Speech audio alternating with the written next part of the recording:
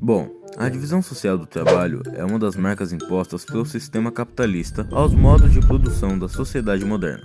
Ela consiste na fragmentação do processo produtivo, que dá origem a diferentes níveis de especialização. Com isso, o trabalhador passa a desenvolver tarefas específicas dentro do meio produtivo. Ou seja, a divisão social do trabalho é simplesmente dividir o trabalho por classes específicas, tanto por cor da pele, gênero, idade e classe social. Um exemplo são as diaristas, que em grande parte são do gênero feminino, tanto que você não vai ver quase nunca um diarista do gênero masculino. Ou também um gerenciador de empresa, que normalmente são as pessoas de classe média alta ou alta. Como é a relação do trabalho na sociedade capitalista? Há duas relações sociais básicas que são constitutivas do capitalismo. A dominação exercida pelo capital sobre o trabalho, que define uma relação de exploração, é a disputa entre frações de capital pelo controle dos mercados, que estabelece uma relação de concorrência. Bom, agora a gente vai falar um pouquinho sobre Karl Marx. E pode deixar que eu vou tentar resumir bem rapidinho aqui. Karl Marx nasceu no ano de 1818 e morreu no ano de 1883. Ele foi um filósofo revolucionário, socialista alemão. Criou as bases da doutrina comunista, onde criticou o capitalismo. Sua filosofia exerceu influência em várias áreas do conhecimento, tais como a sociologia, política, direito e economia. Agora que eu resumi Karl Marx, a gente vai tentar entender a ideia dele. Bom, para Karl Marx, a divisão social do trabalho é realizada no processo de desenvolvimento da sociedade.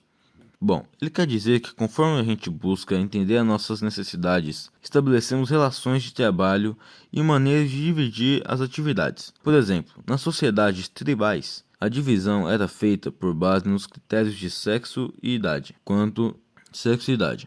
Quando a agricultura e o pastoreio começaram a ser praticados, as funções se dividiam entre quem plantava, quem cuidava dos animais e quem caçava ou pescava. Ou seja, foi basicamente o que eu expliquei, só que um pouquinho mais detalhado. Tá bom, agora continuando. Com a formação das cidades, houve uma divisão entre o trabalho rural, que no caso é a agricultura, e o trabalho urbano, ou seja, dividiram o trabalho para duas classes específicas, as pessoas da zona urbana e da zona rural. Comércio e indústria. O desenvolvimento da produção e os seus excedentes deram lugar a uma nova divisão entre quem administrava. Aí está a semente da divisão entre classes, que existe para todas as sociedades modernas. Para Karl Marx, portanto, a divisão social do trabalho numa sociedade gera a divisão em classes. Com o surgimento das fábricas, apareceu também o proprietário das máquinas e, consequentemente, quem pagava o salário do operador. A mecanização revolucionou o modo de produzir mercadorias, mas também colocou o trabalhador debaixo de suas ordens. Ele começou a servir a máquina, pois o trabalho passou a ser feito somente com ela. E não era preciso ter muitos conhecimentos, bastava saber operá-la. Sendo um operador de máquinas eficiente, o trabalhador seria bem produtivo. Subordinado à máquina e ao proprietário dela, o trabalhador só tem sua força de trabalho para vender. Mas se não vendê-la, o empresário também não terá quem opere as máquinas, segundo Marx. É o que Marx chama de relação entre dois iguais, ou seja, uma relação entre proprietário e mercadorias, mediante a compra e a venda da força de trabalho. Pronto, acabei. Falou, boa noite.